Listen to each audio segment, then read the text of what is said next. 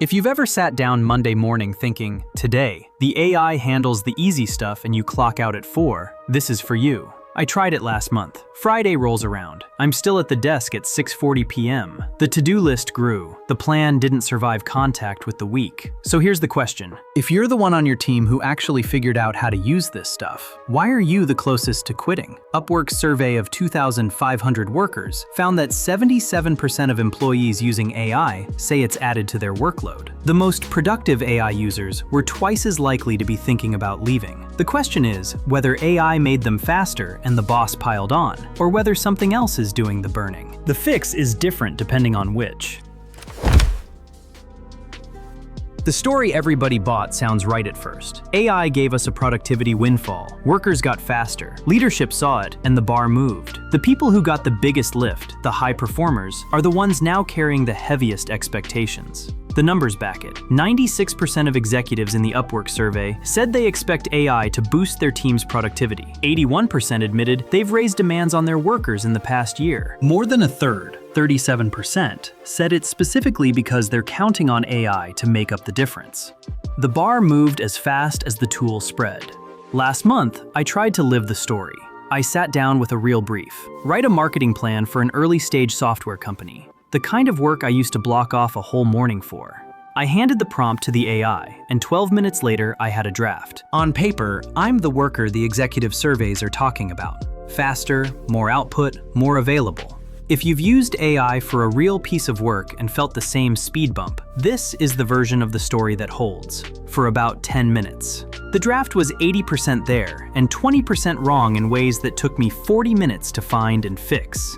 The 12-minute draft was actually a 52-minute job, and my junior colleague's brief, also AI drafted, sat in my inbox for another hour 50 before I could ship it. The day didn't get shorter, the composition changed, the list got fuller. But here's the catch. When researchers actually measured who got the productivity lift from AI, sat with the data, ran the field experiments, the windfall the executives priced in didn't land where everybody assumed. BCG ran a randomized trial inside their own firm. The consulting giant took 758 of their own consultants, gave half of them GPT-4, and ran them through 18 realistic consulting tasks. The biggest gains went to the below-median performers, a 43% lift. The above-median performers, the ones the firm calls high performers, got 17%. Less than half the lift. Brynjolfsson and the team at Stanford ran an even bigger one. They tracked 5,179 customer support agents over a year. Novices got a 34% productivity bump. The most experienced agents got essentially 0, and their conversation quality slipped a little. The AI was teaching the juniors what the seniors already knew. I went back to my own logged work. The marketing brief, the strategic memos, the harder client calls I'd prepped for with AI. I added up the time the AI actually shaved off the hard parts, maybe 10 minutes across a whole day. The synthesis is still mine. The judgment is still mine. The pattern recognition the client pays for is still mine. AI shaved the edges, not the middle. If you're senior in your work and you've audited your own AI hours honestly, you've probably noticed the same. So, the productivity windfall the bar got raised against, I didn't actually get it. The senior engineer 2 desks over didn't get it. The manager in marketing didn't get it. The juniors got it. The expectations got built on the juniors' curve. And now you're being asked to clear a number that was set assuming a lift that, for you, never landed. This matters for you.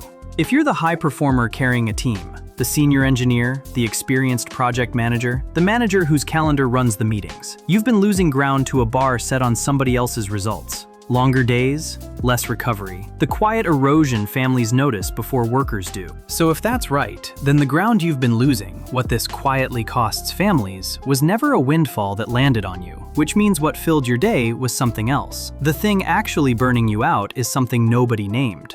Here's what AI actually added to your day. The hard parts of your job, the synthesis, the client work, the decisions, those stayed exactly where they were.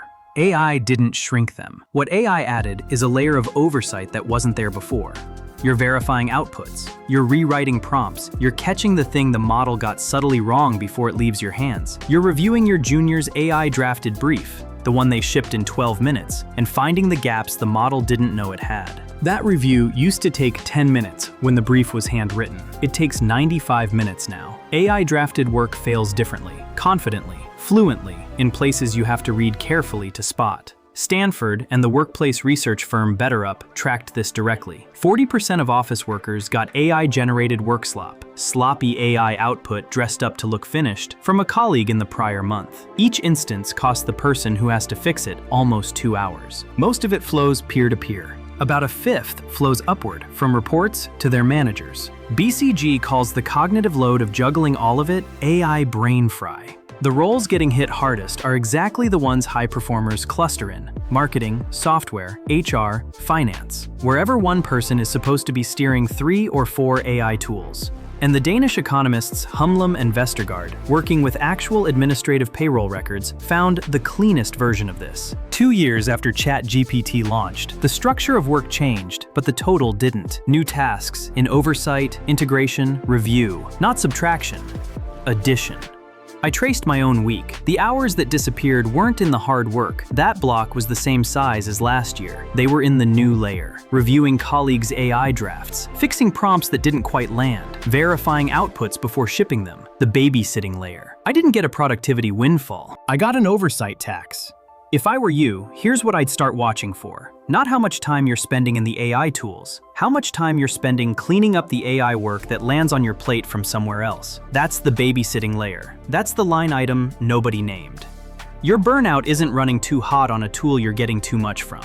It's eating the cost of everyone else's tool. The workslop a junior shipped that almost worked. The team prompt output you verified because nobody else was going to. The deck a peer assembled that confidently misread the data. Every one of those costs hours you used to spend recovering, thinking, or doing the harder work you're actually paid for. The standard advice doesn't touch this. Use AI less. Set boundaries with the tools. Take a digital Sabbath. You can use AI 0 hours this week and still spend a full day cleaning up the AI work that flowed at you. The fix isn't a setting on your own tool. The fix is seeing which line is loading you. And if you're a manager and your high performer is 1 foot out the door, this is where to look. Not at their AI use, at the workslop volume flowing through them. The work didn't go anywhere, it just changed shape on the way through. Remember the Monday plan. Clock out at 4. Let the AI handle the easy stuff. Get the shorter day back. The plan was never wrong about the tool. The tool does the easy stuff. The plan was wrong about what would fill the time. The clock didn't move because you weren't supposed to be the one watching it. AI got a faster worker. You got an extra job. You became the babysitter. That's the memo. Read.